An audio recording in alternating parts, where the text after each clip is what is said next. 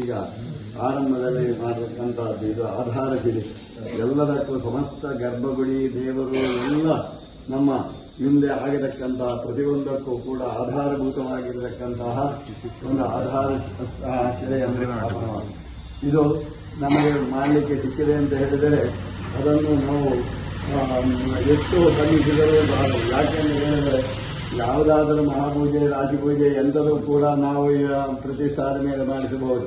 ಆದರೆ ಆಧಾರ ಸಾಧನ ಮತ್ತೆ ಮಾಡಲಿಕ್ಕಿಲ್ಲ. ಅವನ್ನ ಇನ್ನು ಒಂದು 500 ವರ್ಷದ ನಂತರ ಮತ್ತೆ ಆ ಸ್ಥಿತಿ ಬದಲಾದಾಗ ಆ ಕಾಲ ಪಚತಿಭೂತಾನೆ ಅಂತ ಎಲ್ಲ ಕಾಲಗರ್ಭದಲ್ಲಿ ಎಲ್ಲದಲ್ಲಿಯೂ ಕೂಡ ಎಂತೆಂತೂ ಆಗ್ತಾ ಇರ್ತದೆ, ಅದು ಹೇಳಲಿಕ್ಕಿಲ್ಲ.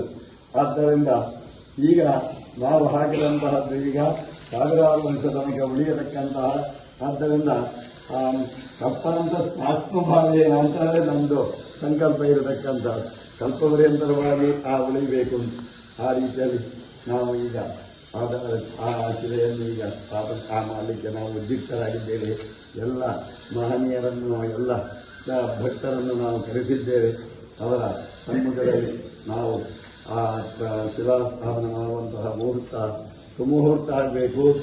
ಮುಂದೆ ಆಗಿರತಕ್ಕಂತಹ ಕೆಲಸಗಳೆಲ್ಲ ನಿರ್ವಿಘ್ನವಾಗಿ ವಾಸ್ತವಿಕ ದೋಷ ಏನು ಬಾರದಿದ್ದಂತಹ ರೀತಿಯಲ್ಲಿ ಆ ಕೆಲಸ ಆಗಬೇಕು.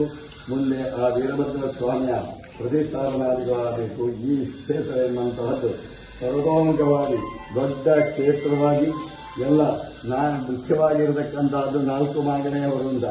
ಆದ್ದರಿಂದ ಅಷ್ಟು ಮಾತ್ರ ಅಲ್ಲ, ಅದನ್ನು ಮೀರಿ ಎಲ್ಲ ವಿಸ್ತೃತವಾಗಿರತಕ್ಕಂತಹ ಭಕ್ತಾದಿಗಳನ್ನು ಅನುಗ್ರಹಿಸಿ ಅವರಿಂದ ಬೇಕಾದಂತಹ ಅವರ ಇಷ್ಟಾರ್ಥವನ್ನು ನೆರವೇರಿಸಿ ನಾವು